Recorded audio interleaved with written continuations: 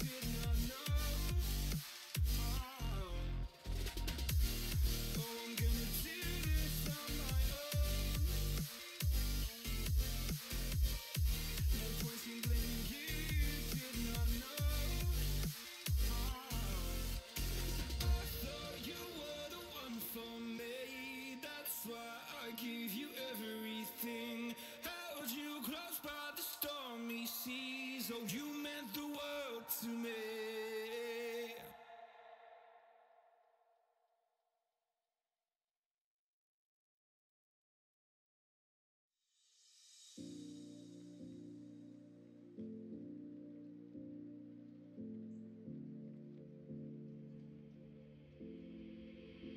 Take a moment right here, feeling like it's out gear. Driving towards the sun with a rose and a gun. Feel the wind in my hair, going nowhere I swear. Like an outlaw on the run, dangerous but it's so fun. Running, running, no.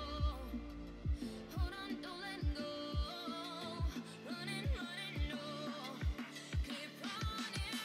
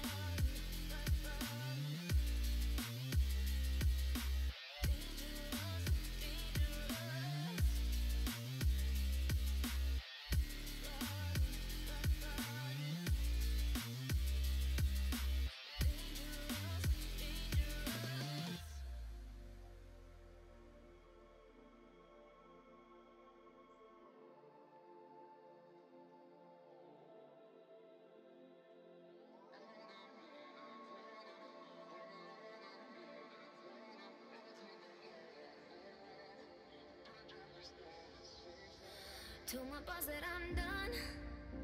Had no luck with my mom. Say, what will you do with your life? You know it's hard to survive. A cigar in my mouth. Maybe guilty but proud. Now I'm an outlaw on the run. Dangerous but it's so fun. Running, running, no. Hold on, don't let go. Running, running, no. Keep running.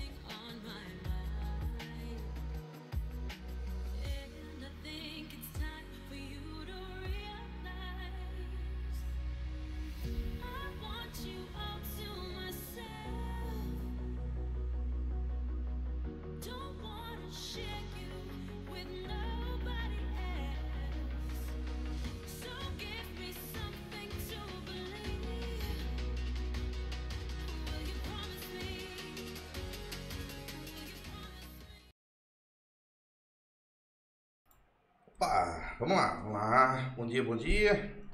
Como é que vocês estão? Como é que tá a transmissão? Como é que tá o áudio? Como é que tá o vídeo?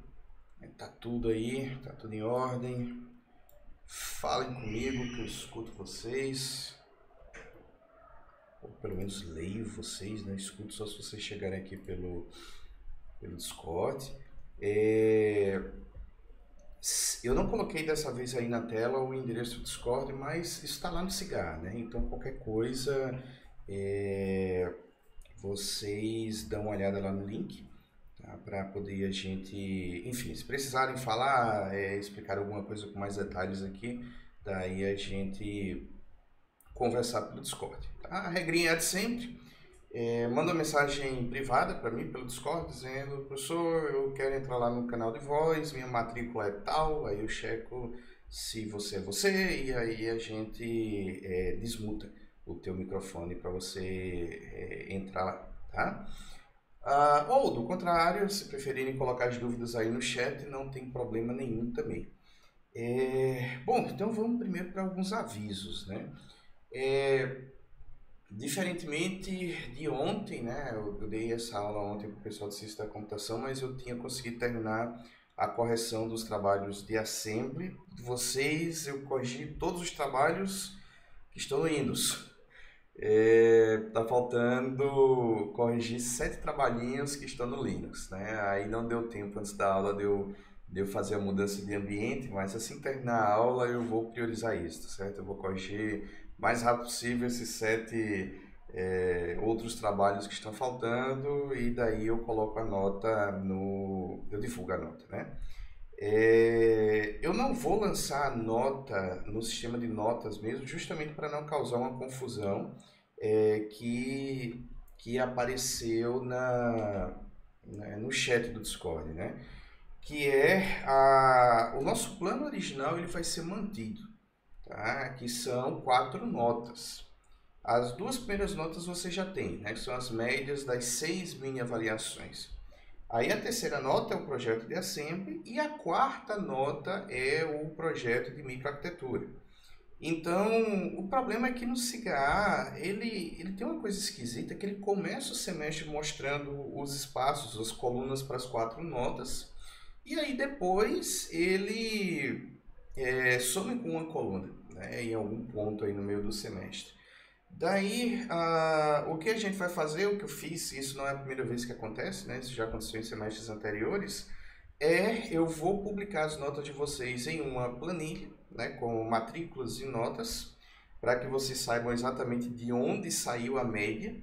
E aí, no registro, no CIGA, eu vou pegar a média e cadastrar nos 3 campos das notas, tá? Vai ser o jeito para a gente conseguir manter o nosso planejamento original, que a gente falou na nossa primeira aula, né, sem mudar isso de última hora no susto por conta de uma limitação do CIGA, tá certo? Então, a gente vai fazer desse jeito, mas são 4 notas, tá certo?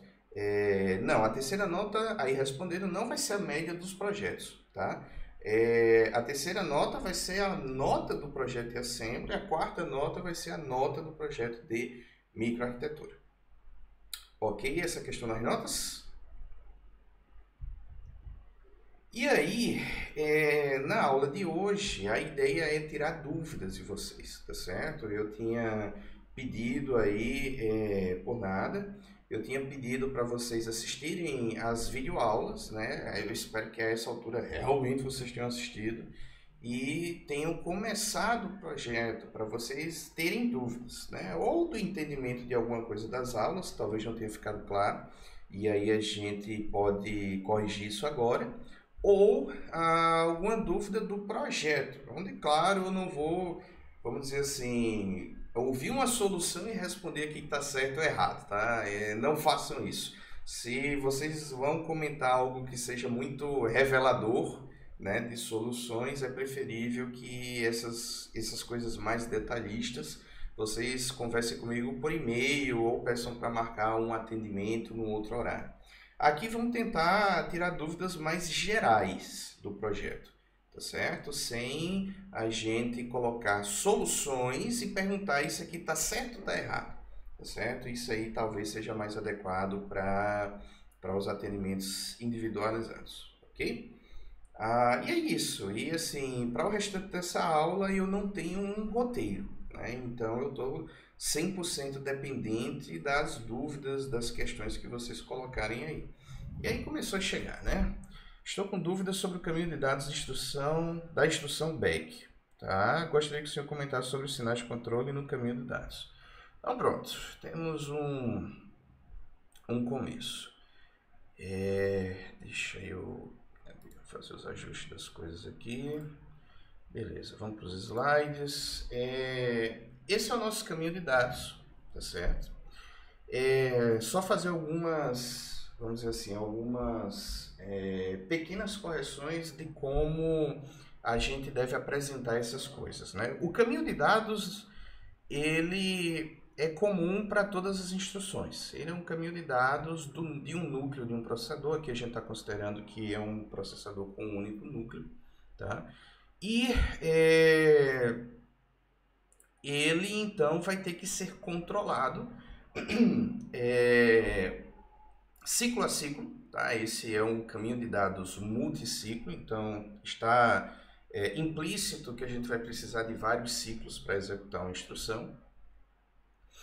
E esse caminho de dados, ele deve a cada ciclo implementar aquilo que está previsto em um estado da máquina de estados, tá certo? E aí essa máquina de estados a gente, enfim, viu ela de frente para trás, de trás para frente, principalmente nas partes 3 e 4 das videoaulas, certo? E aí, a cada ciclo, então, a gente vai implementar o que está em um estágio, né? E o que muda, o que faz esse caminho de dados se comportar de uma forma diferente vai ser justamente os sinais de controle diferentes que a gente vai passar, tá certo? Então, os sinais de controle, eles estão reunidos aqui na nossa unidade de controle, que está aqui representado como laranja, tá certo? E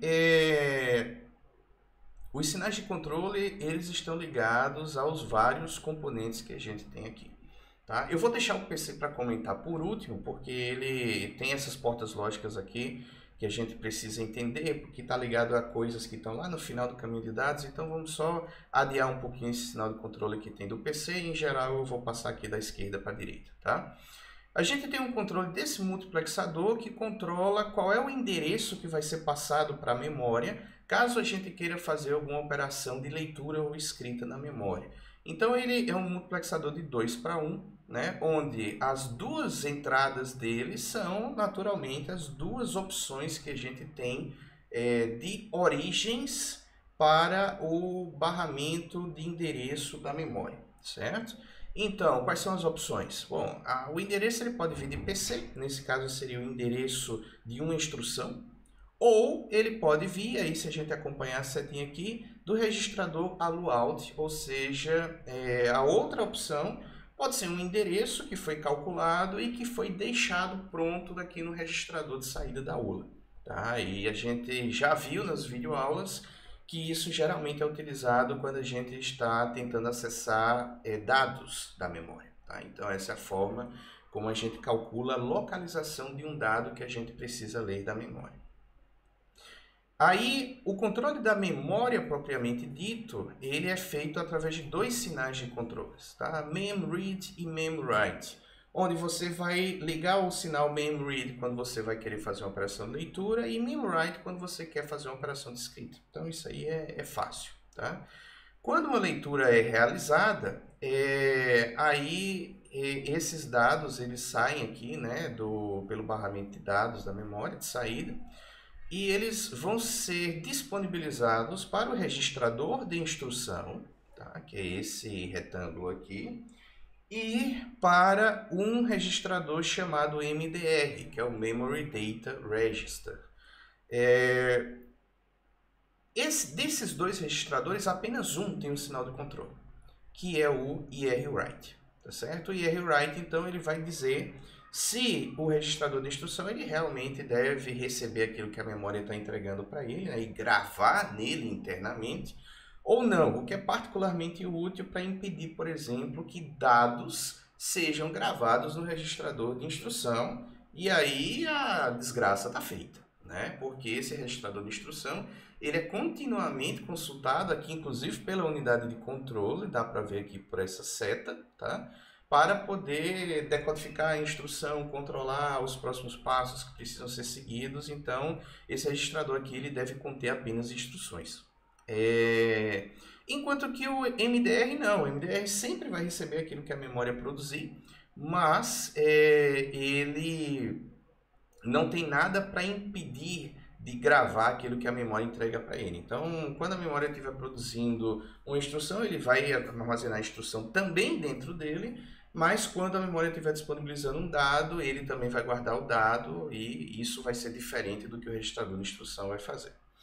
Daí a gente tem o controle de dois multiplexadores que estão aqui associados ao meu banco de registradores, que por sua vez possuem um sinal específico, chamado RegWrite, que significa toda vez que eu quero fazer uma operação de escrita, então eu devo ativar isso aqui para dizer, ok, o que está aqui nessas entradas, né, de identificação do registrador que precisa ser escrito e o dado que precisa ser escrito no registrador, né, isso deve ser levado em consideração. Se esse sinal de controle aqui estiver desligado, então essas duas entradas elas vão ser basicamente desconsideradas.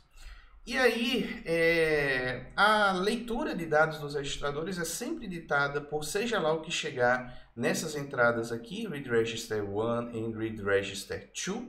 Geralmente, o endereço desses registradores que precisam ser lidos, eles estão especificados nos campos RS e RT das instruções que possuem esses campos. E a parte mais complicada é a parte de escrita, porque a especificação de qual registrador, de qual campo da instrução, vai me indicar qual registrador precisa ser escrito. Eu tenho uma escolha, pode ser dois campos diferentes. Pode ser o campo RD de dado, quando eu estou falando de instruções do tipo R, então o registrador que vai receber alguma coisa é aquele que está especificado no campo RD, ou se eu estou falando de uma instrução do tipo I, o registrador que vai receber alguma coisa é aquele especificado no campo RT de tatu. Tá? Então, por conta dessas duas possibilidades de, ok, onde é que está o número do registrador que precisa ser gravado, eu vou ter esse multiplexador que é controlado por um sinal de controle chamado RegDST, né? Reg Destination. E mais um sinal de controle aqui que vai me dizer de onde vem o dado a ser gravado num dos 32 registradores desse banco de registradores aqui. Tá? Lembrando que isso aqui é um banco de registradores, não é um registrador. Então, a gente tem 32 registradores guardados aqui dentro, tá certo? Então, a especificação de onde está partindo o dado vem desse sinal de controle chamado mem2reg, que quando ele está 1, aí o dado vai ser aquilo que está vindo de Memory Data Register. Do contrário, quando ele está para 0, o dado, e aí eu vou precisar acompanhar a setinha aqui, vai ser aquilo que está saindo do registrador de saída da ULA, né? ALU-OUT. Eu não vou falar dessas unidades aqui de baixo, porque não tem sinais de controle associados a ela, e eu estou focando somente nos sinais de controle, que foi a primeira pergunta que foi feita. Tá? Na parte da ULA, a gente precisa dizer o que é que as entradas da ULA vão receber e o que é que a ULA deve fazer. O que a ULA deve fazer está especificado aqui por esse sinal ALU-OP, tá certo? Que vai chegar aqui em uma unidade de controle secundária específica para a ULA, que está representada aqui por essa elipsezinha, né? Que eu estou chamando de ALU-Control. Então, vão ter casos em que a unidade de controle ela já vai dizer logo de cara, né? Faça uma soma ou faça uma subtração. E vai ter casos em que a unidade de controle vai dizer, olha, eu nem sei o que é para fazer. Então, por favor, consulte isso do campo funct do registrador de instrução, porque aí a unidade de controle já sabe que a instrução que está sendo executada é uma instrução que tem um campo funct, que no caso é uma instrução do tipo R. E aí, nesse caso, né, eu vou ter os 6 bits menos significativos, né, desse campo funct do registrador de instrução, sendo colocado aqui nessa unidade de controle, porque aí eu vou poder analisar que bits são esses para decidir o que a ULA vai fazer. E o que a ULA vai fazer é uma coisa que está codificada em 4 bytes, e são esses 4 bytes que estão saindo aqui dessa subunidade de controle da ULA. Quanto às entradas, a primeira entrada ela é editada por esse multiplexador aqui, 2:1, tá? Que é controlado por um sinal de controle chamado ALU Source A. Quais são as opções que eu tenho para colocar na primeira entrada da ULA? Bom, o conteúdo de PC é uma opção, ou o conteúdo do registrador A é uma segunda opção. Lembrando que esses dois registradores aqui, eles são registradores que foram colocados na versão multiciclo desse processador para garantir que registradores que foram lidos em um ciclo anterior possam ter os seus dados utilizados em um ciclo posterior. Ou seja, é eu gravar algo em um registrador que permite que um dado ele seja produzido em um ciclo e realmente utilizado em outro ciclo, tá certo? Considerando que a gravação propriamente dita no registrador, ela vai acontecer no final do ciclo apenas, quando não sobra tempo de fazer mais nada depois disso, tá certo? Então, gravou no registrador, acabou o ciclo. E aí eu só vou realmente conseguir fazer algo de útil com esses dados durante o ciclo seguinte. E é por isso que eu tenho esses registradores aqui, né? Para guardar aquilo que o meu banco de registradores produz de acordo com o que eu pedi para ser lido aqui nas entradas Read Register 1 e Read Register 2. Quanto à segunda entrada da ULA, aí eu tenho 4 opções e isso é controlado pelo sinal de controle ALU Source B, tá certo? E aí os sinais, assim, esse sinal de controle vai me especificar se eu quero colocar nessa segunda entrada da ULA o conteúdo do registrador B, ou a constante 4, que eu uso frequentemente, né, quando, por exemplo, eu estou incrementando o contador de programa para ele apontar para a próxima instrução. Cada instrução tem 4 bytes. O incremento dele não é um incremento de 1, é um incremento de 4. Então, por eu estar somando frequentemente, né, PC com 4, PC com 4, então eu já deixo esse 4 como uma constante de uma dessas entradas desse multiplexador, tá? A terceira opção é a saída de um extensor de sinal que vai pegar um número, né, imediato, contido em uma instrução, sendo que esse número vai ter 16 bits. Então ele vai expandir esse número para uma representação de 32 bits para que ele possa ser utilizado pela ULA. Essa aqui é a minha terceira opção para a segunda entrada da ULA. Ou a minha quarta opção vai ser a saída desse deslocador de 2 bits à esquerda, que vai pegar a saída do extensor de sinal e deslocar 2 bits para a esquerda, e a gente sabe que isso tem um efeito prático, que é multiplicar por 4. Tá? Então, esses são os sinais de controle para a segunda entrada da ULA. E aqui eu já passei por quase todos os sinais de controle. Está faltando somente o desse multiplexador aqui, que vai me dizer quando o registrador PC ele precisar ser atualizado, de onde vai vir o endereço que vai ser gravado nele. E aí são 3 opções. Tá? O endereço pode vir daquilo que a ULA produziu nesse ciclo. O endereço pode vir do registrador de saída da ULA, ou seja, o que a ULA produziu no ciclo anterior. Ou pode vir desse deslocador de 2 bits à esquerda, que vai receber 26 bits do registrador de instrução, que também nesse caso vai ser um número imediato. Vai deslocar os 2 bits para a esquerda e vai entregar isso aqui, tá certo? Nessa entrada da ULA para ser colocado nos 28 bits menos significativos do registrador PC. Isso aqui seria a nossa terceira opção. Esse caso é utilizado na implementação da instrução J. Agora, se PC vai ou não receber o que esse multiplexador está colocando na saída dele, tá? Isso aqui vai ser determinado por esse sinal de controle que na verdade é uma combinação de 3 coisas, certo? De um sinal de controle, de uma das saídas da ULA, que é a saída 0, que é ativada toda vez que a ULA produz um resultado 0. Que é muito bom para implementar back, né? Porque o back ele vai checar se o valor de 2 registradores é igual, né? E caso sejam iguais, então ele vai subtrair uma coisa da outra e esse resultado vai ser 0. Então essa flag 0 vai estar ativada. E aí, se eu realmente estiver procurando por isso, se eu estiver checando se a flag for ligada, para decidir se o valor vai ser ou não gravado no PC, eu vou ter, a minha unidade de controle vai ter que ativar esse sinal de controle aqui, PC Write Conditional, certo? Porque aqui eu estou dizendo que a escrita de PC é condicional. E esse end vai garantir que seja condicional. Porque se a saída 0 não for ativada, esse end aqui não vai certamente produzir um 0 aqui na saída dele.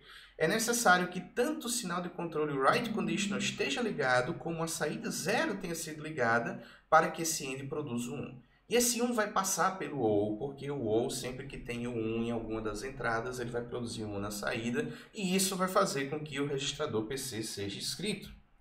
A outra opção de ativação do PC é esse outro sinal de controle chamado PC Write, que de conditional não tem nada.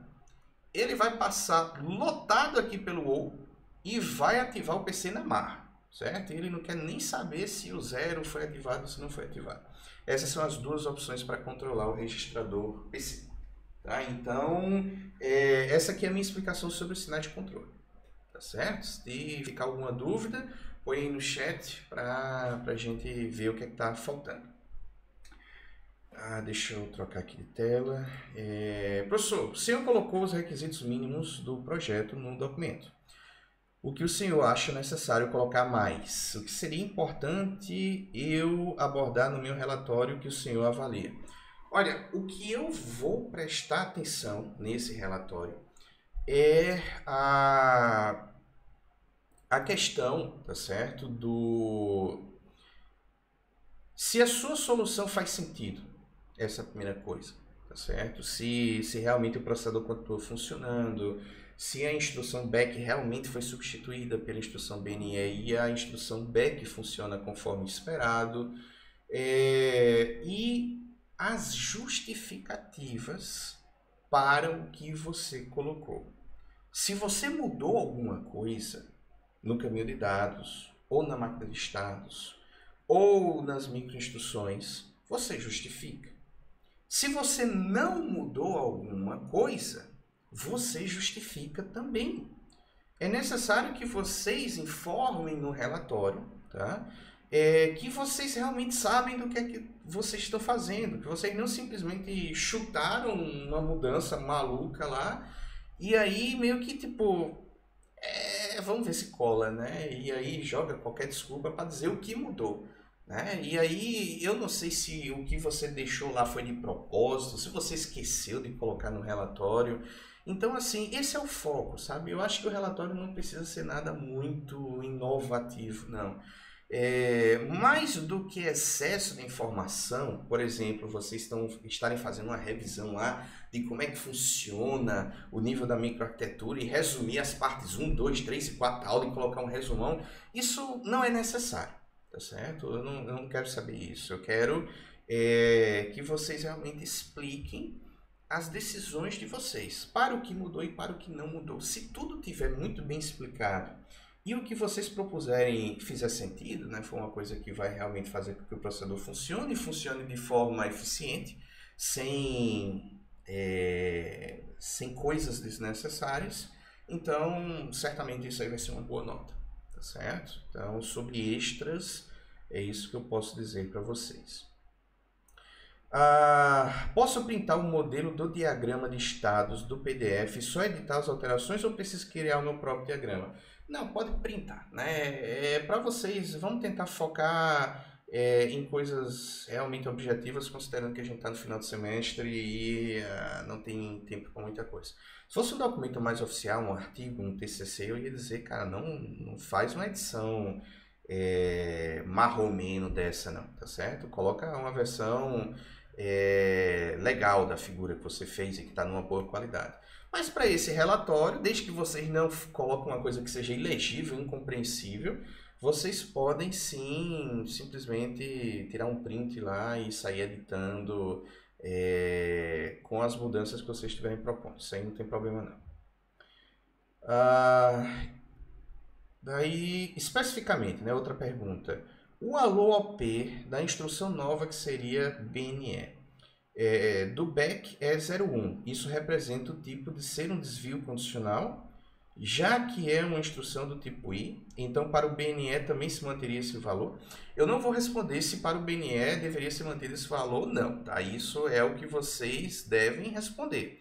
Eu posso explicar o porquê de alô-op ele ter recebido o valor 01 no caso da instrução back, tá certo?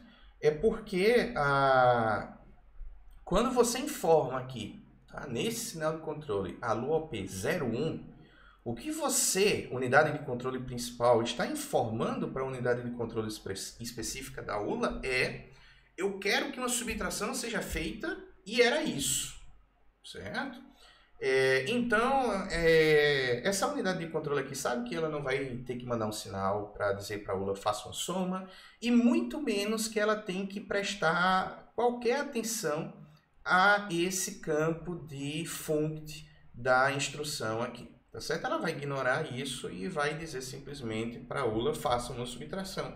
O que no caso do back faz bastante sentido, porque o back está checando se o valor dos dois registradores realmente é igual, né? Então, uma boa forma de fazer isso é subtrair um valor do outro e ver se esse resultado dá zero. Então, por isso que a alô-op é 01. É porque a alô-op 01 significa faça uma subtração. Agora, se isso é aproveitável para BNE, se não é, aí isso eu deixo para vocês resolverem, tá certo? O que vocês precisam saber para tomar uma decisão é para que serve esse 01, como é que o back funciona. Daí o resto é criatividade, projeto, design, né, de vocês para poder decidir como é que vai ser BNE, ok? Outra pergunta, professor, o BNE deve substituir o BQE, não é BQE, é BEC, tá? Ou ser implementado ao lado do BQE, ou seja, podendo usar ambos. Não, a ideia é substituir, certo? Eu quero que o meu processador perca o suporte ao BEC, certo? Para poder, no lugar do BEC, ele só ter BNE. Então, é uma substituição. Isso não faz muito sentido em um cenário prático, tá certo? Porque um processador realmente de verdade que a gente diz... Não, tranquilo, relaxa. Que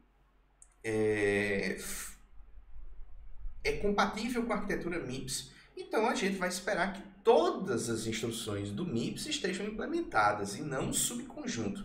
Sendo que aqui a gente está no mundo didático, né? Então, por isso que a gente está trabalhando nessa primeira versão do processador com um conjunto menor de instruções e no caso desse trabalho eu estou continuando sendo não muito realista, né? E pedindo para substituir, né, uma pela outra. Mas, enfim, é só para fins didáticos mesmo. Mas... respondendo secamente a pergunta, não é para adicionar, é só para substituir. Ok, próxima pergunta. Professor, não entendi como se trabalhar com o tabelão. Como minhas modificações influenciariam na possível alteração dele? Beleza, vamos falar sobre o tabelão. Deixa eu só trocar de slide aqui, só um segundinho.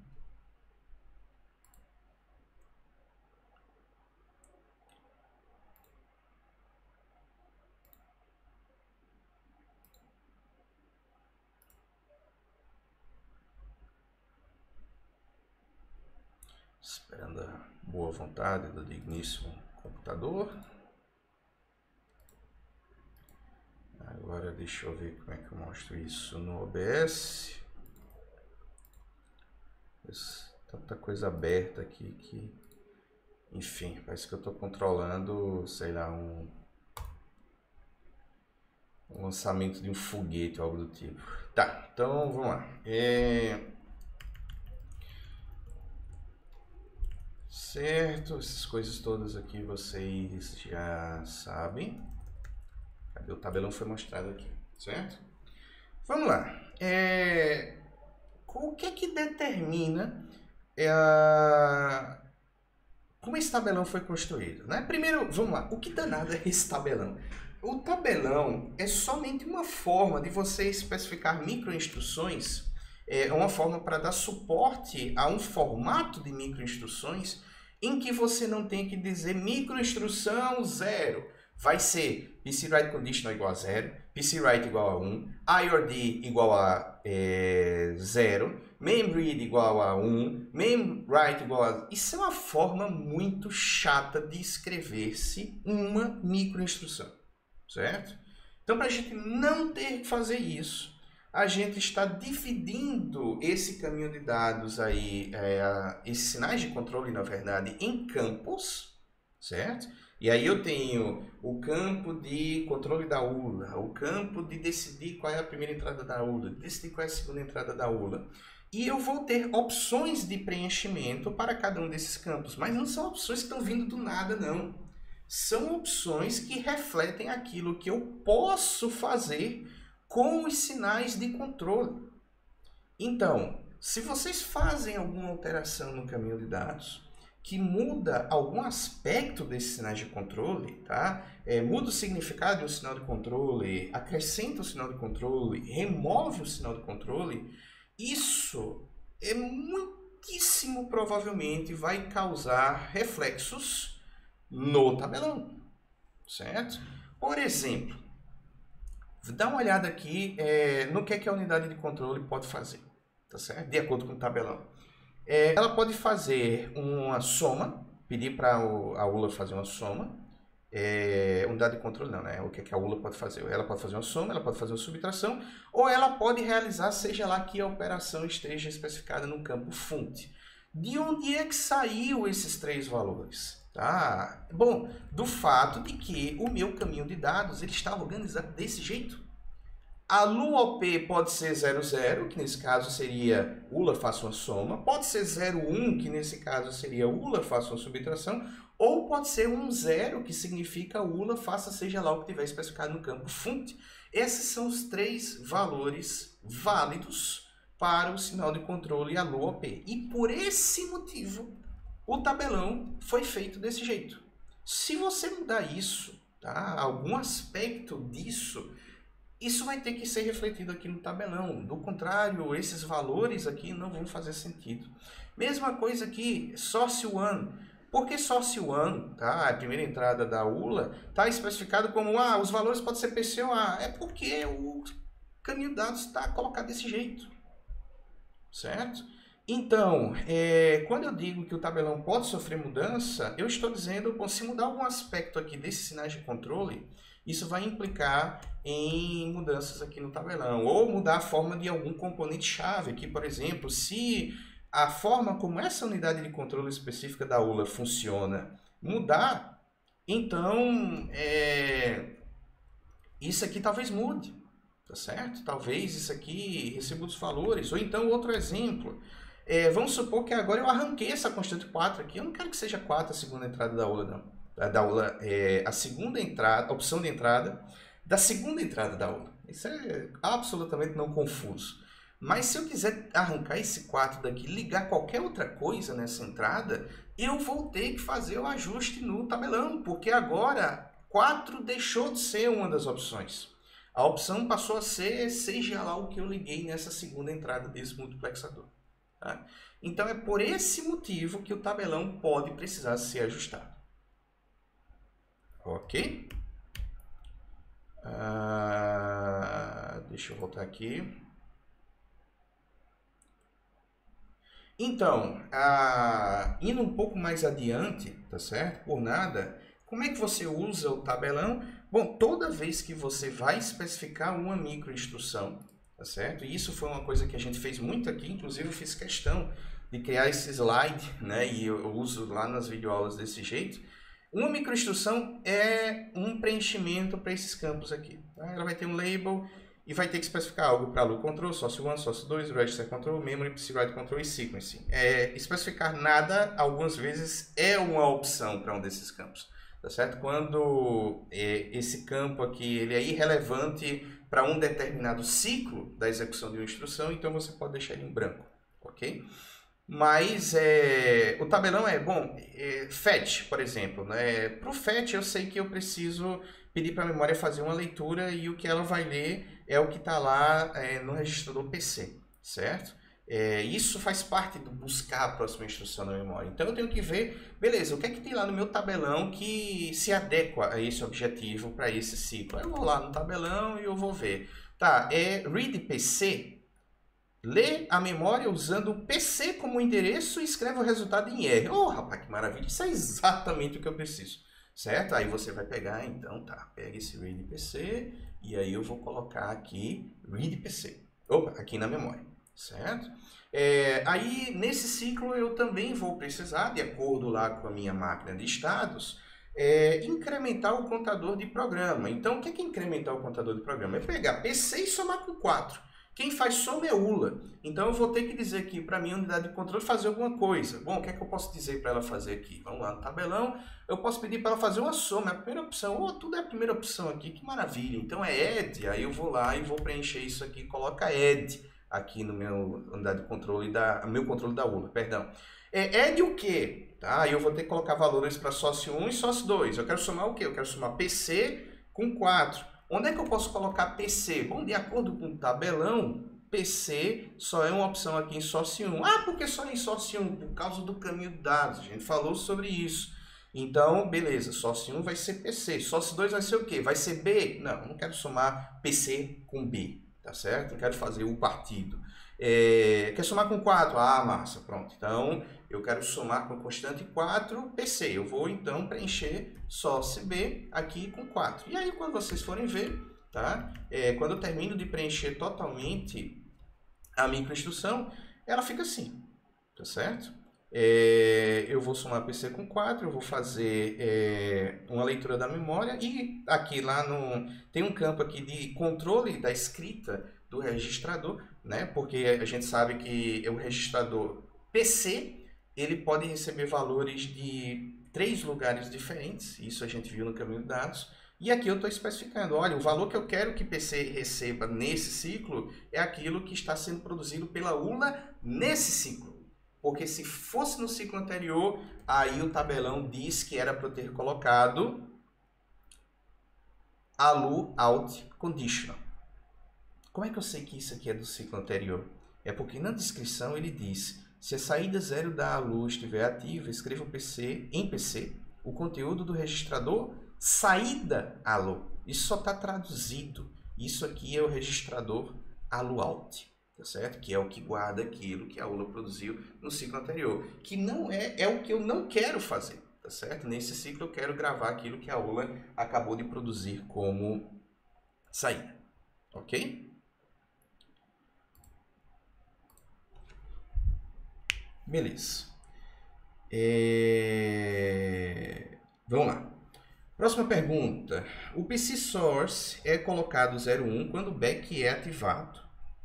Back ativado não é um bom termo. Cuidado com a forma como vocês enunciam isso. Eu sei que aqui na aula não tem problema nenhum. A gente está no ambiente informal. Eu só estou dando esse alerta para não aparecer no relatório quando o back é ativado.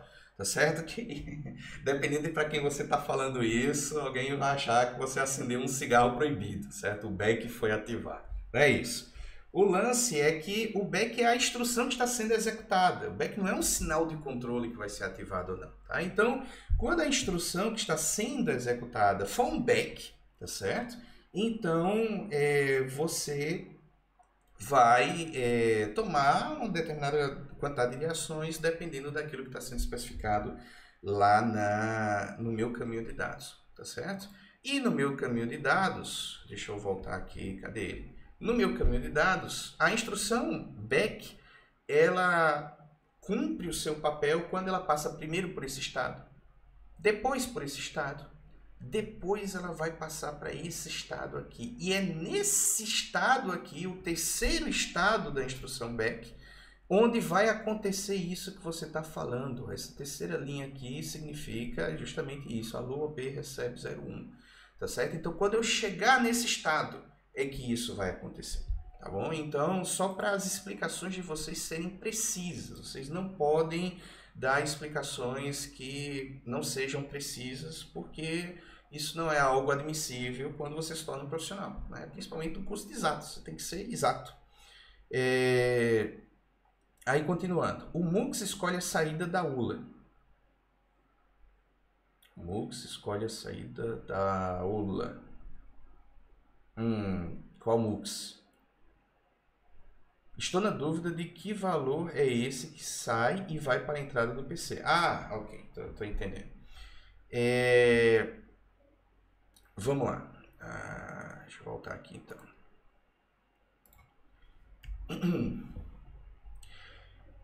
Isso aqui eu vou pedir para você revisar na parte 3, tá certo? Da nossa videoaula.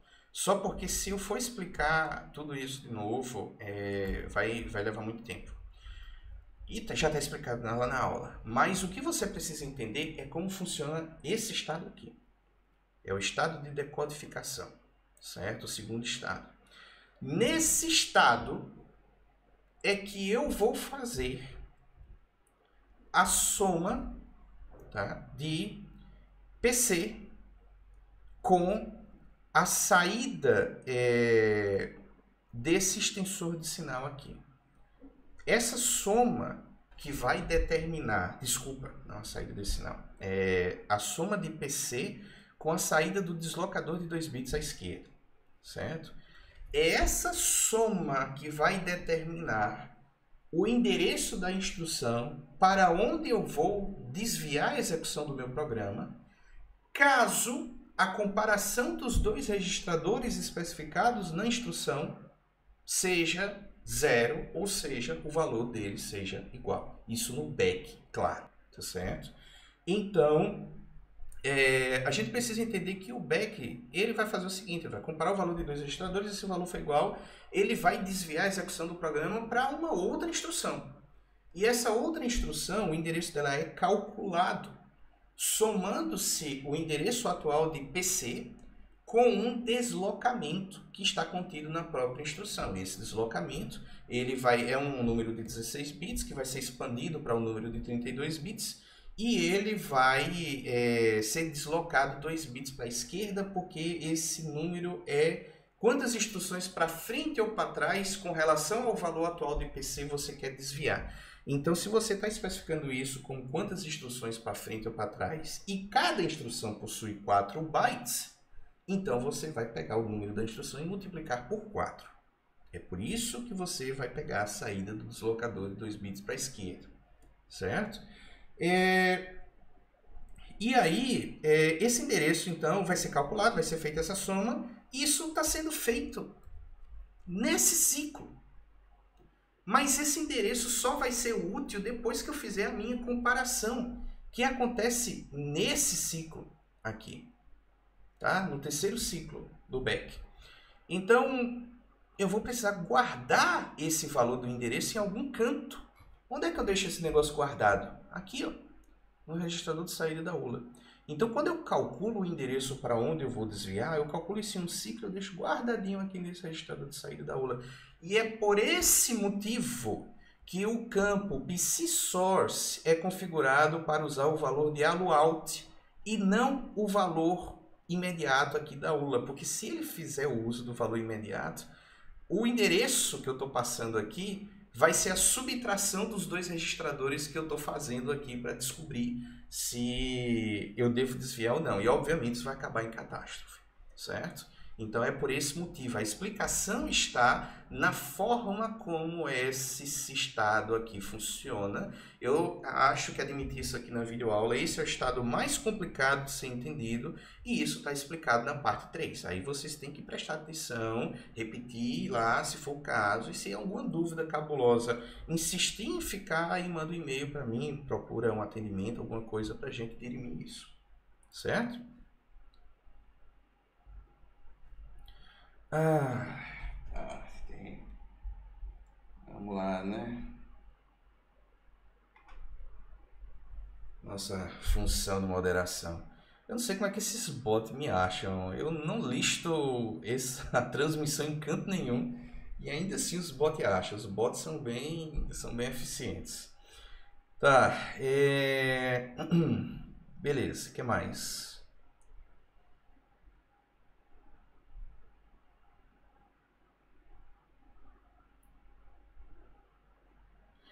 Próxima pergunta. Esse assembly, entre aspas, do microprograma, ou seja, o tabelão, realmente existe? Se sim, como ocorre essa conversão das pseudo-instruções para os bits? Bom, isso provavelmente depende da empresa que está construindo o processador, tá certo? Porque o que é gravado mesmo na memória de controle, né, de um processador microprogramado são os zeros e uns dos sinais de controle. Assim como o que é gravado na memória RAM de um programa que vocês implementam em Assembly são os zeros e uns das instruções em linguagem de máquina.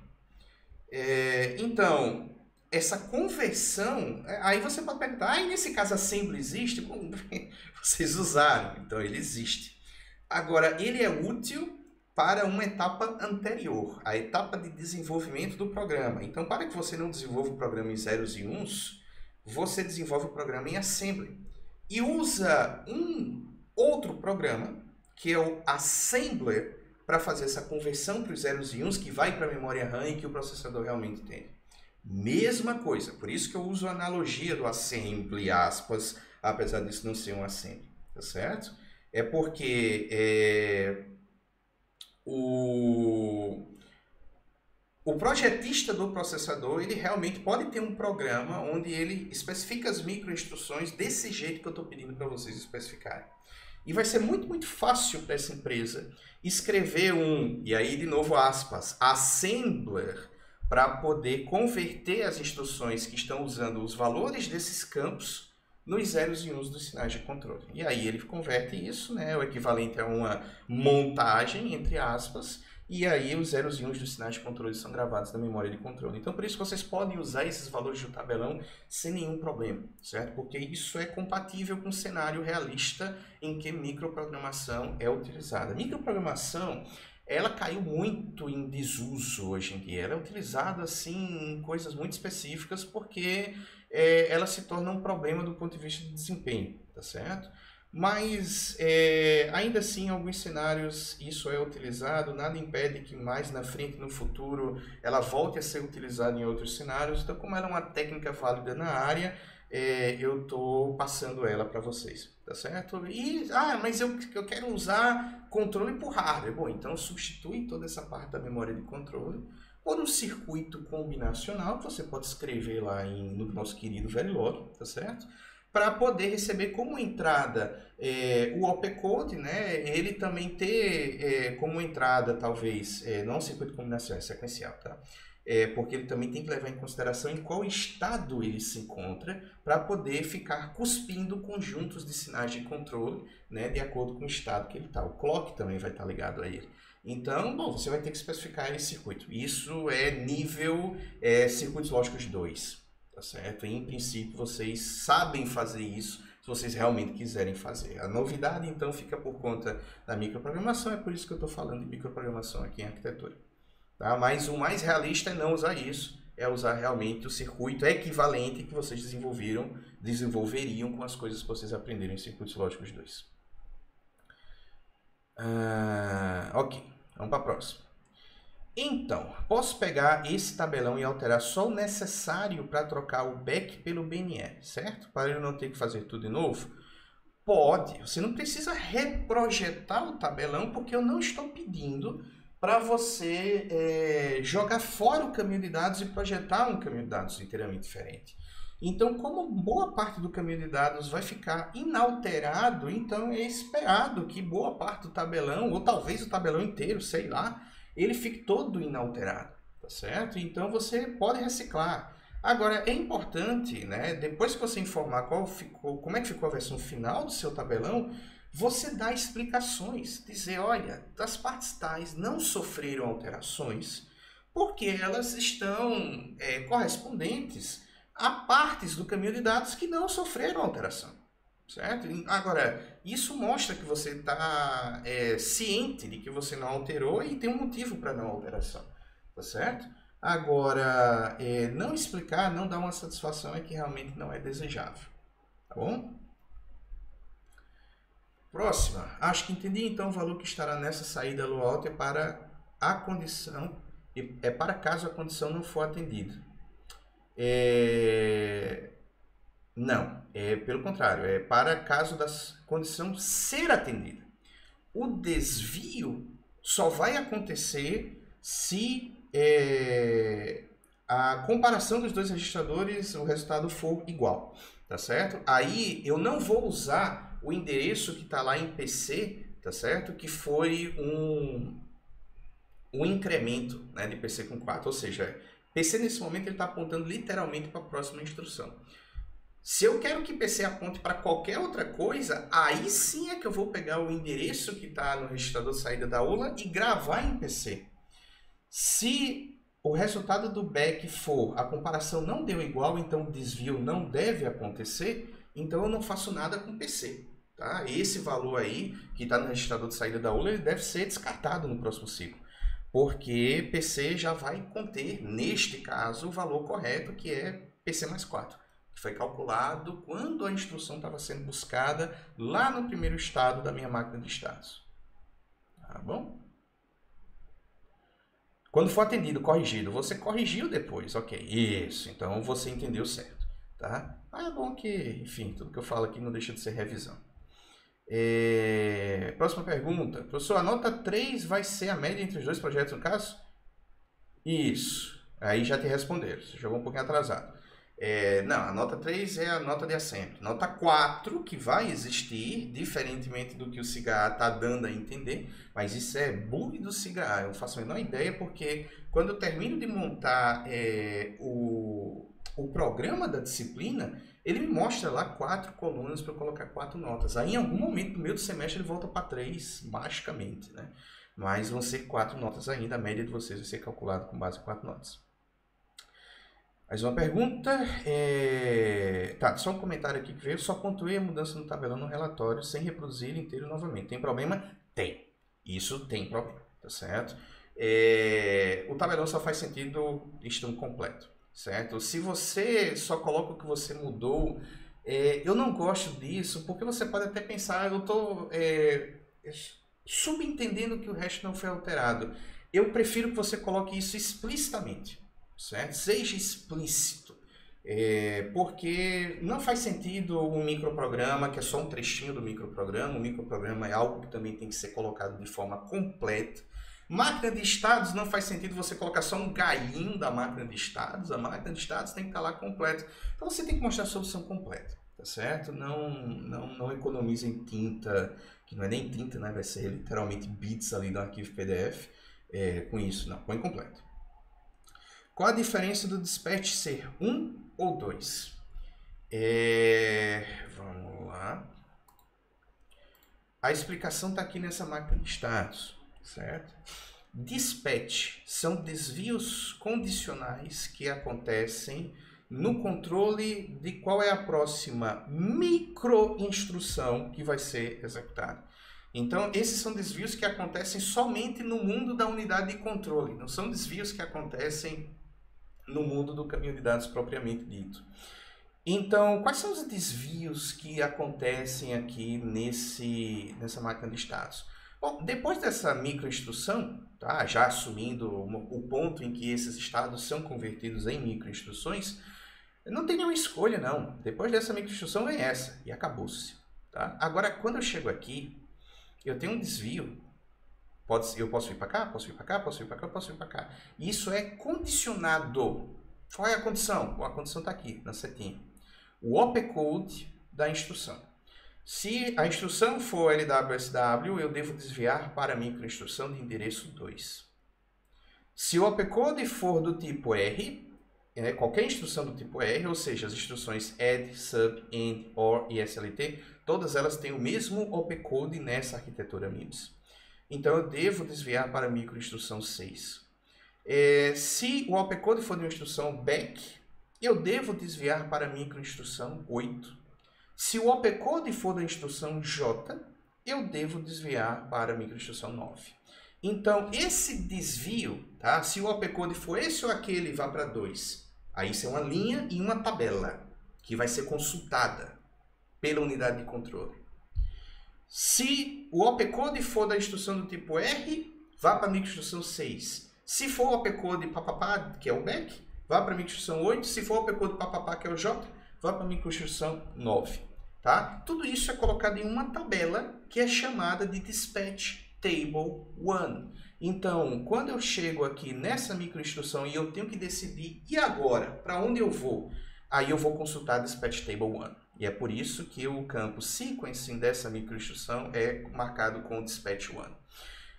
E um caso semelhante a esse vai acontecer quando estiver nesse estado aqui. Esse é o outro estado em que eu vou ter um desvio condicional, que, de novo, a condição vai ser qual é o opcode, tá certo?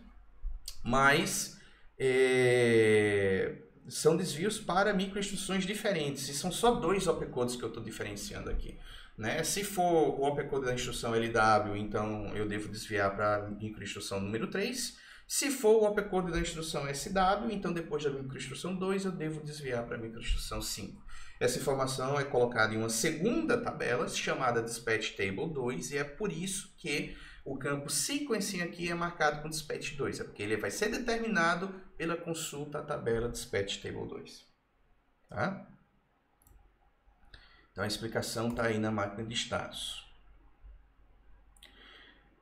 Mas se eu falar que só alterei uma parte do tabelão, não posso só mostrar a alteração?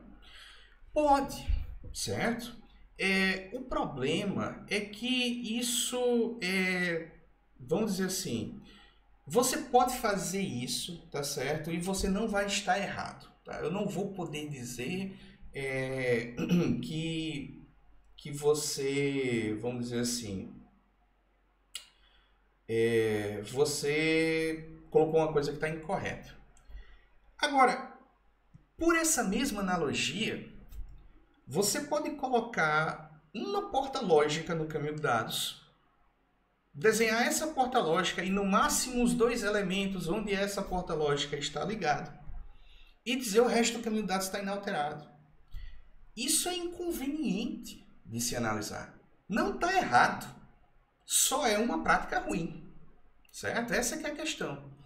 Então, para facilitar a vida de quem está lendo um relatório, para não ter que voltar no outro material para ver o tabelão e ver, então a metade do tabelão que não está lá é essa, sendo que nessa parte aqui eu devo desconsiderar para ver o que ele colocou lá no relatório. Isso é ruim, certo?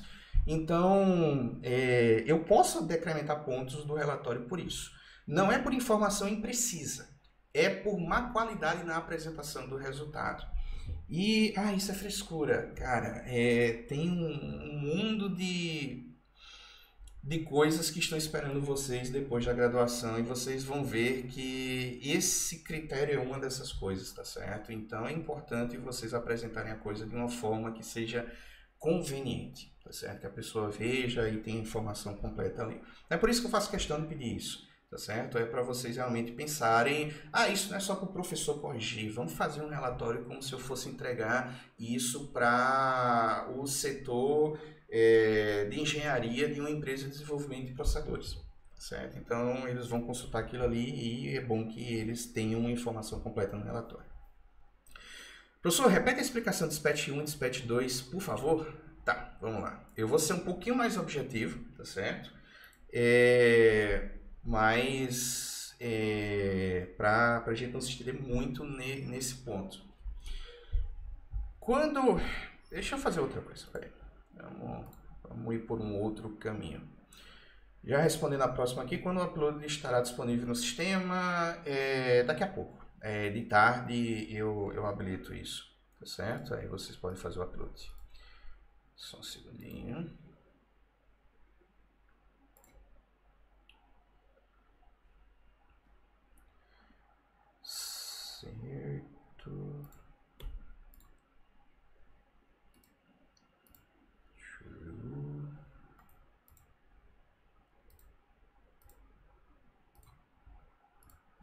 Beleza.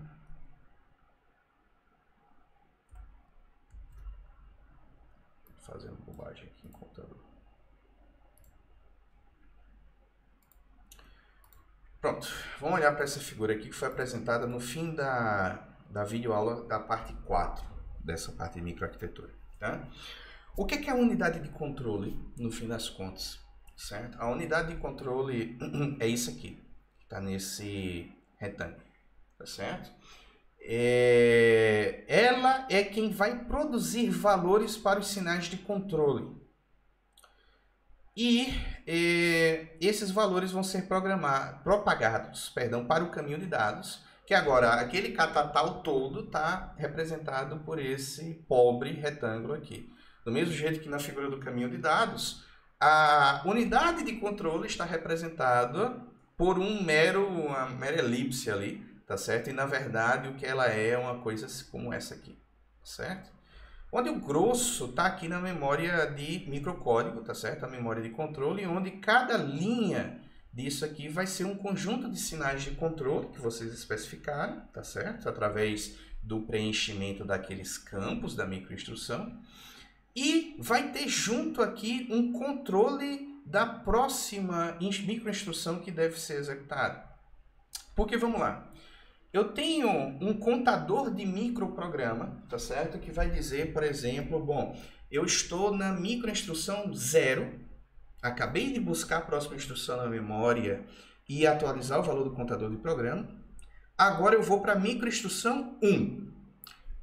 Como é que eu sei que eu vou para a próxima microinstrução 1? Bom, é porque na primeira microinstrução eu tenho que ter alguma coisa que vai sinalizar para essa caixinha aqui, que é um subcircuitozinho, tá certo? Que é a lógica de seleção de endereço, que vai ver que eu usei provavelmente 2 bits aqui, 00, para dizer que a próxima microinstrução é literalmente a próxima microinstrução. Aí, com base nisso, ele vai dizer, ah, rapaz, beleza, então eu vou pegar somente a saída desse somador e gravar no meu MPC, né, que é o PC do microprograma. Por quê? Porque, bom, se é a próxima instrução, esse somador está permanentemente pegando o valor atual desse contador de microprograma e somando 1, certo? Aí eu chego no estado 1. Qual é o estado 1? O estado 1 é esse aqui, ó. Pronto. Aí eu vou propagar para o meu caminho de dados esses sinais de controle aqui. Beleza, ele vai lá, coloca esses sinais de controle aqui e joga isso no caminho de dados. Agora, depois disso, ele precisa decidir qual é o próximo endereço, de qual é a próxima microinstrução que eu vou precisar considerar, tá certo? E aqui não é trivial, certo? A próxima microinstrução depende de qual é a instrução que está sendo executada. Se for LWSW, a próxima microinstrução é a microinstrução 2. Se for algo do tipo R, a próxima microinstrução é a microinstrução 6. Se for back é 8, se for J é 9, certo? Então, como isso não é trivial, não existe uma fórmula matemática para eu calcular isso, eu tenho que colocar essa combinação, condição, qual é o endereço, ou seja, se for o opcode tal, então o endereço é tal, se for o opcode outro, esse endereço é aquele outro, isso vai ter que estar numa tabela. E é essa tabela que eu estou chamando de tabela de despacho, tá? Que é o Dispatch Table 1. Onde é que essa tabela existe? Essa tabela está aqui, ó, nessa caixinha da lógica de seleção. Quando eu coloco algum valor aqui que significa consulte a Dispatch Table 1, vamos supor que são 2 bits que eu coloquei 01. Isso faz parte da microinstrução, vai ser propagado através desse sinal aqui ctlint, né? É endereço de controle aqui. E aqui vai dizer para essa unidade, ok, eu não vou mais usar o valor, tá certo, desse somador aqui. A próxima microinstrução não é literalmente o endereço da microinstrução atual mais 1. Agora consulte a tabela de despacho 1. Essa tabela existe aqui dentro, certo? Aí o que é que ele usa para consultar essa tabela? O opcode da instrução que está sendo executada. É por esse motivo que esses 6 bits mais significativos da instrução eles são ligados a essa lógica de seleção e controle. Porque aí eu vou pegar o opcode, vou consultar na tabela, e aí eu vou descobrir, é a instrução back. Ah, rapaz, se é back, então a próxima microinstrução é 8. Aí ele vai pegar o 8 e colocar aqui no contador do microprograma. E fenômeno parecido vai acontecer quando eu estiver na microinstrução 2. Que eu vou propagar esses sinais de controle para o caminho de dados e eu vou ter um problema para determinar qual é a próxima microinstrução. Então, eu vou ter que, de novo, fazer uma tabela dizendo, dependendo do opcode, quais são os próximos endereços das microinstruções para as quais eu devo desviar. E essa tabela vai precisar ser consultada. E a microinstrução precisa avisar isso para a lógica de seleção de controle. Olha, próximo endereço, consulte outra tabela, que é a Dispatch Table 2. Tá certo? E aí ele vai consultar e vai colocar o endereço certo da próxima microinstrução correta aqui nesse contador do microprograma. O terceiro caso, que é, bom, se ele não está pegando simplesmente a saída desse somador para determinar que a próxima instrução é o endereço da microinstrução atual mais 1, nem a saída de uma das dispatch tables, então a última coisa que sobra é ele jogar aqui 0, que é o equivalente ao preenchimento fetch de sequência. Ou seja, eu terminei de executar uma instrução, agora eu devo resetar a minha máquina de status. E aí ele coloca forçadamente 0. E é assim que esse troço está o tempo todo funcionando. Tá certo? Deu para entender, vendo aí o circuito que é utilizado para a unidade de controle. De novo, a maior origem, né, dessa informação do porquê existem as dispatch tables é a forma como a máquina de status está estruturada, tá certo? Eu tenho desvios da minha máquina de status que são condicionais. Dispatch table é somente a forma de eu implementar esse desvio condicional. É a forma, baixo nível, de eu fazer o meu switch case que eu vou ter lá na linguagem C, por exemplo. Por nada. Bom é matar essas dúvidas, né? Matar dúvida é um negócio que a gente faz com alegria. E agora, gente? Acabou as dúvidas? Eu não sei se eu pulei alguma coisa aqui. Eu acho que estamos com a lista zerada. Aí vocês têm que reagir aí, pensar, coçar a cabeça e ver se vocês querem perguntar mais alguma coisa. Ou se querem encerrar por aqui. E aí a gente cuida das outras coisas que estão nos esperando aí para esse dia. Vocês que mandam.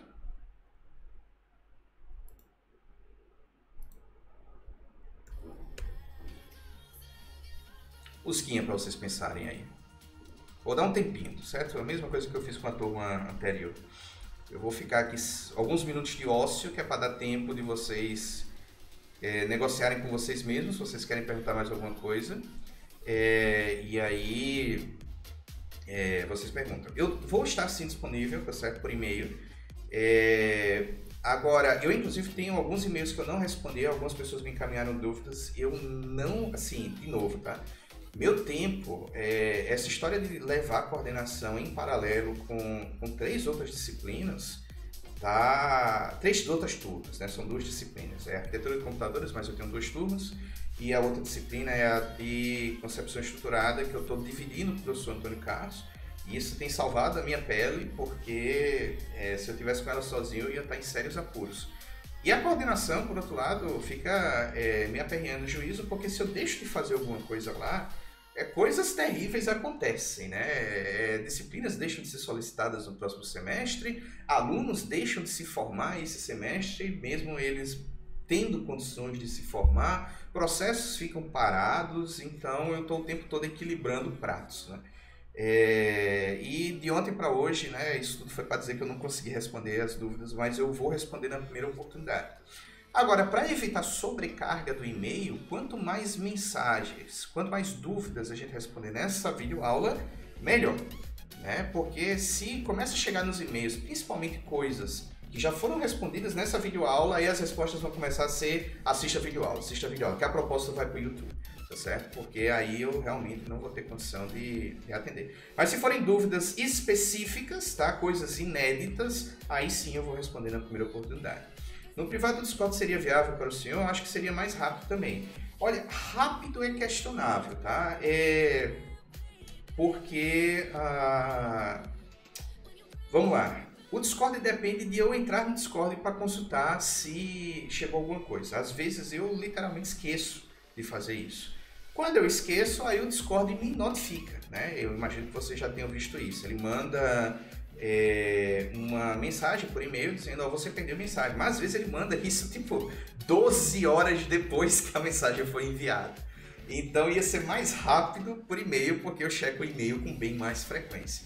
Tá certo? Então o Discord é bom mais para aquela sessão de bate e volta, né? Tipo, eu falo, respondo, você pergunta de novo, eu falo. Então, mas se você realmente quiser que eu veja o mais rápido possível, talvez seja melhor por e-mail. Agora, e-mail pode ser, professor, eu tô com algumas dúvidas, mas eu acho que vai ser mais produtivo a gente fazer o atendimento pelo Discord. Aí beleza, a gente marca o horário, eu apareço lá no Discord, a gente conversa por voz ou por texto, tudo isso é viável. Tem horário para perturbar o monitor com dúvida? Eu nem sei se ele colocou isso lá no Cigar. Se ele não colocou no Cigar, então em princípio não. Aí vocês podem mandar dúvida para ele pelo Discord ou por e-mail. Tá? Eu imagino que vocês tenham as duas informações. Tá certo? E aí negociem direto com ele. Beleza? Mas de novo, reforçando, tá? O Discord, ele é uma caixinha de surpresas. Pode ser que eu não veja, tá? Acho que vocês já sentiram isso na pele. Então, por e-mail é mais garantido que eu veja, né? Porque o e-mail, de novo, eu tô checando o tempo todo.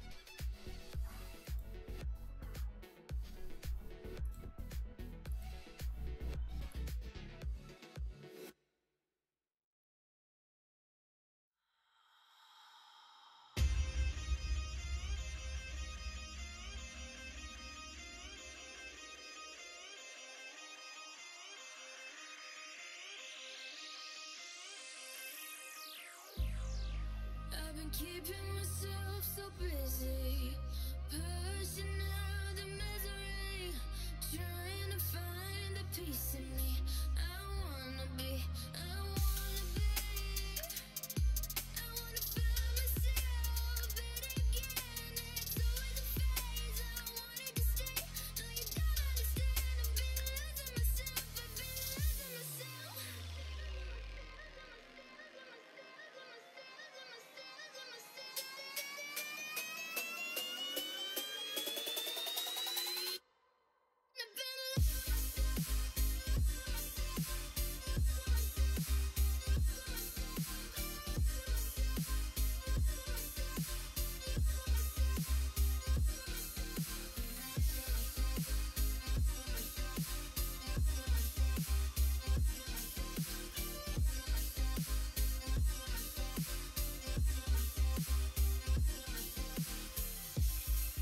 I've been losing myself, I've been losing myself. E aí, gente, sem dúvidas, podemos encerrar? Então tá bom. Então, vamos cuidar, vamos encerrar por aqui. Essa vai ser a nossa última live, né? Tem outra coisa para eu comentar. Eu tinha previsto, o último assunto que está na nossa ementa é a parte de memória virtual, certo? Sendo que memória virtual eu não cobro em avaliações porque vocês vão ver isso em outras disciplinas, tá? Então, principalmente sistemas operacionais. Então, como essa parte é menos crítica, eu apresento, mas eu apresento ela de uma forma mais leve, né? Eu tinha toda a intenção do mundo nesse semestre de gravar no formato das videoaulas atuais, né? Ou seja, com teatrinhos e edição e uma ilustração melhor e esse tipo de coisa. Esse assunto de memória virtual. Eu acho muito improvável eu conseguir fazer isso antes desse semestre acabar formalmente. Porém, esse assunto ele está disponível no canal, em videoaulas mais tradicionais. tá certo? Não é que o assunto ele não está disponível. Então, eu vou colocar o link dessas videoaulas de memória virtual no Cigar, tá certo? Por hora, se vocês quiserem realmente ver isso, por favor, assistam por lá. Se vocês quiserem me encaminhar alguma dúvida, até após o encerramento do semestre, vocês fiquem à vontade, tá certo? Não tem problema nenhum. E aí, se bater alguma inspiração aí de trabalho nas férias, né, aí eu vou considerar gravar com calma essas aulas. Mas realmente, depois que a coordenação entrou na história, aí a coisa ficou sofrida e o meu plano original foi pro saco, tá bom? Mas isso é o que, essa parte de memória virtual que encerra a disciplina, né? Mas de videoaula, videoaula não, né? De live streaming, essa aqui é a nossa última, tá bom? Então assim, toca o trabalho para frente, botem foco aí nesse negócio, realmente se dediquem, muito cuidado com a questão de cópia. Eu reclamei, né? Eu tenho reclamado muito de que cópias tem se tornado um problema muito chato. E os professores estão cada vez reagindo de forma mais incisiva quando esse tipo de coisa é detectado, porque a gente não pode de forma nenhuma essa cultura se propagar no nosso curso, tá certo? Porque isso compromete o futuro de vocês como profissionais, compromete até a própria reputação do curso, né? E o que termina prejudicando os futuros colegas de vocês. Isso é muito ruim, tá bom? Então, realmente se esforcem, usem os canais aí normais para tirar dúvidas, aprendam, certo? E joguem ali no papel a comprovação de que vocês entenderam. Se alguém precisar fazer a final, eu vou marcar a final para algum momento entre as datas 15 e 16, tá? E aí eu tenho que corrigir em caráter de extrema urgência, né, os relatórios de vocês, para poder liberar essas notas e informar, né, se alguém vai precisar fazer a final ou não. Afinal, eu vou encaminhar a prova para vocês com uma quantidade razoável de horas, para que vocês possam fazer com alguma tolerância a eventos como caiu a conexão, ou faltou energia ou isso. Mas o intervalo que eu der não é para vocês começarem a fazer a prova no último segundo, ou deixar para enviar no último segundo, é mais pensando em vocês terem algumas horas sobrando para eventualidades. Se vocês ficam enrolando e a eventualidade acontece no fim do prazo, aí ferrou. Né? Ferrou mesmo, porque eu não tenho nem tempo de fazer reposição da final. Eu tenho que consolidar tudo, certo? Então, fiquem de olho nisso aí. Beleza? Valeu, gente! Então, bons estudos, força na peruca, cuidem aí dessas emoções do final do semestre, continuem se cuidando aí em termos de saúde, a pandemia continua louca aí, a gente está na iminência da vacina, mas até lá e mesmo após a vacina a gente vai precisar continuar se cuidando, tá certo? Com mais ou menos intensidade, mas a gente precisa continuar se cuidando. Então, se cuidem, e aí eu estou ansioso para encontrar vocês aí nos próximos semestres, principalmente quando a gente voltar para o presencial. E deem um oi e digam que foram alunos da turma, porque a injustiça é que eu não consigo reconhecer a cara de vocês, principalmente quando vocês estão usando nomes aí como Monte Gran Gaete e coisas que não Zetiruzum identificam vocês quando eu olhar para a cara de vocês lá, não sei. Dá um alô que a gente se apresenta pessoalmente quando a gente voltar aí para o nosso sonhado presencial. Quem diria que a gente ia sentir tanta saudade do CI? A galera que tava... Eu tô de saco cheio, não aguento mais esse centro. Bom, agora a gente ficou um ano sem ele, eu tô morrendo de saudade, eu vou ser muito sincero com relação a isso. Mas é isso aí, gente. Então, boa sorte pra vocês, bons estudos, qualquer coisa mandem notícia aí pelo e-mail. Tchau, tchau.